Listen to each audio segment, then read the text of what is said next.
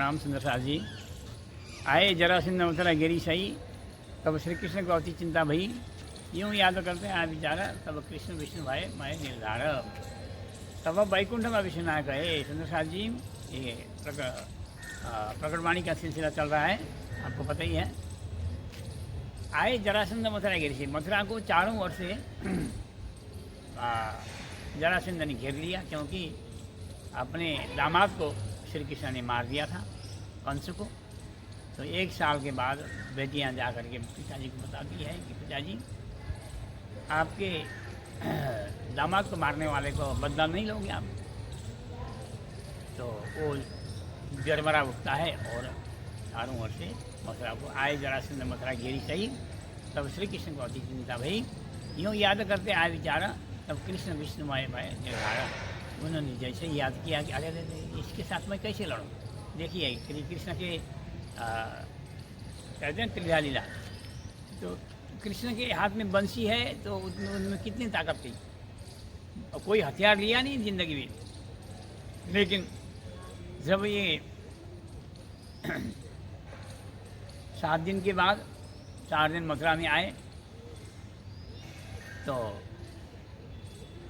कंस को पछाड़ा, कुबला पिंड हाथी, और सांडल मुष्टि को पछाड़ के जाए कंस पछाड़िया। उसके बाद जब राज पोशाक पहन लिया और ग्वाल भेष उतारा भेष की अस्नाना, जब राजा बागे को कियो श्रृंगार, राज बागा राज पोशाक पहन लिया, तब बल पराक्रम ना रहो लगार। तब श्री कृष्ण में वो बल पराक्रम नहीं रहा। जैसे एक इत्र की शीशी होती है, और इत्र की शीशी में शीशी को इत्र सारा उड़ेल दो दूसरे शीशी में, तो भी उसमें खुशबू आती है। इसी तरह से उनमें खुशबू तो थी थोड़ी बहुत, लेकिन वो इत्र नहीं था, है ना, इत्र की खुशबू थी। तो श्री कृष्ण जी ने सोचा कि मैं अब इस जरासंध से मैं कैसे लड़ूं। यूँ याद करते आए विचार, ऐसे याद करते करते उनको ऐसे विचार आए, अरे मैं तो वैकुंठ का विष्णु भगवान हूँ, ऐसा सोचा। तो रथ आउद आवे खिनमाए, तुरंत रथ भी आए, आउद बने हथियार, शंख चक्र गदा पद्म सब आ गए। तो फिर जरासंध से युद्ध किया।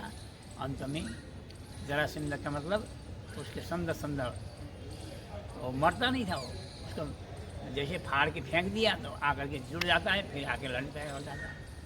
श्री कृष्ण ने कहा भीम को, भीम ऐसा करो, इसको ऐसा फाड़ के ऐसे मत फेंको, इसको ऐसे फेंको, ये इधर का उधर जाए, उधर का उधर जाए, उल्टा फेंक दो, फिर वो जुड़ेगा नहीं। तो फिर इस तरह से किया, तो उन्होंने श्री कृष्ण ने इशारा किया, एक दिन का ऐसा तोड़ करके फाड़ करके ऐसा फेंक दिया। तो उसने भी, भीम ने भी ऐसे किया, तो फिर वो मर गया। तो यहाँ मायावती प्रहलाद जी कहते हैं, जब राज बाग तो श्रृंगार आए जरासंध मथुरा घेरी सही, तब श्री कृष्ण को अति चिंता भई। यूँ याद करते आए विचारा, तब कृष्ण विष्णु भाई निर्धार। कृष्ण क्या हो गए, विष्णुमय हो गए। तब वैकुंठ में विष्णु ना कहे, वैकुंठ में भगवान विष्णु नहीं थे, उसमें 16 कला संपूर्ण भय, 16 कला होकर के आए थे। यह दिन थे भय अवतार, इस दिन से उनकी 24 अवतार विष्णु भगवान का अवतार माना जाता है। इसलिए हमारे भजन में गौरी आदमी कहते हैं, कृष्ण नहीं अवतारी साधु भाई, कृष्ण नहीं अवतारी।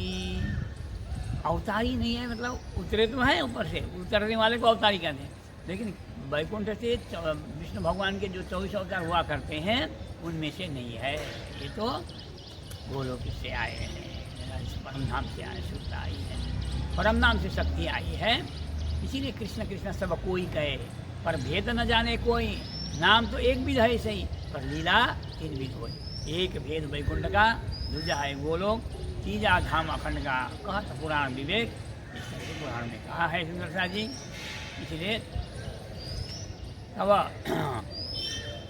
शिशुपाल की ज्योति वैकुंठ गई, क्योंकि 16 कला कैसे हुए यहाँ, तो कहते हैं शिशुपाल की ज्योति वैकुंठ चली गई, समाई श्री कृष्ण में।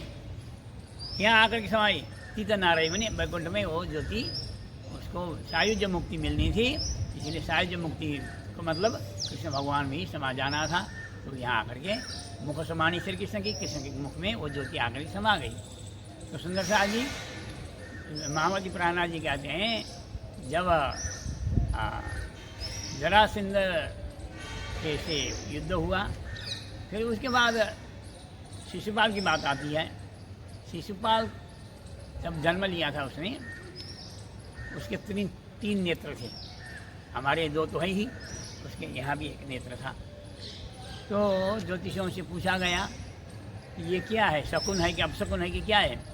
तो ज्योतिषियों ने कहा इसके सभी के पास इसको ले जाओ, सबसे आशीर्वाद दिलवा दो, जिसके आशीर्वाद जिसके स्पर्श से उसके एक आँख गिर जाए तो उसके हाथ में इसकी मौत होगी, ऐसा बनता है। तो सबसे आशीर्वाद लेते लेते कृष्ण के पास गए। कृष्ण के पास जाते हैं, छूते ही कृष्ण ने आशीर्वाद दिया तो तभी उसकी एक आँख गिर गई। तो श्री कृष्ण के बुआ लगते हैं इनके पिताजी, मतलब जरासंध क्या शिशुपाल की माँ है ना, कृष्ण की बुआ है। तो उन्होंने कहा कि बेटा तुम्हारा भाई है, तुम्हारे हाथ में मौत है तो इसको माफ़ कर देना, अपना समझ करके। उन्होंने कहा 100 अपराध मैं क्षमा करूँगा, 101 हो जाए ना फिर मेरे से सहन नहीं होगा, ऐसा कहा था। तो यहाँ श्री कृष्ण की पूजा होनी थी। उस समय सब ने कहा कृष्ण की पूजा करें। तो शिशुपाल ने कहा कि ए भाई वो सुनो तो, ये कृष्ण का बाप कौन है। तो किसी ने कहा कि वसुदेव की माँ बाप हैं। इनके माँ बाप कौन है पूछा था, वसुदेव की हैं। और किसी ने कहा नंद बाबा, नंद जसोमती हैं। अच्छा देखो तो जिनके माँ बाप का ही कोई ठिकाना नहीं है, इसको पूछ के हम कहाँ जाओगे। ऐसा खूब गालियाँ दी, 100 गाली तक तो भगवान ने सहन किया। 101 होने पर भगवान ने सुदर्शन चक्र चला दिया और उसकी गर्दन को उड़ा दिया। तो वही गर्दन की में से एक ज्योति निकली, वो ज्योति जा गई वैकुंठ में गई। वैकुंठ में भगवान कृष्ण को न पा करके वो वापस आकर के श्री कृष्ण के मुँह में समा गई। इसलिए सुंदरता जी यहाँ से कृष्ण विष्णु भय निर्धार तब वैकुंठ में विष्णु ना कहे, ये तो 16 ही कला संपूर्ण भय, 16 ही कला होकर यहाँ आए। यह दिन से भय अवतार, इस दिन से श्री कृष्ण 24 अवतार में से विष्णु भगवान के अवतार यहाँ माने जाते हैं। ये प्रकट में देखो विचार सुंदरता जी, इस तरह से देखो महावती प्राणनाथ जी की वाणी के द्वारा, प्रकट वाणी के द्वारा आप लोगों को मैं थोड़ा सा समझा रहा हूँ। तो जो भी मेरे समझ में है वो आपके सामने प्रस्तुत किया। फिर मिलेंगे, फिर दूसरे वीडियो में मिलेंगे। इसको सब्सक्राइब करें, शेयर करें और लाइक करें।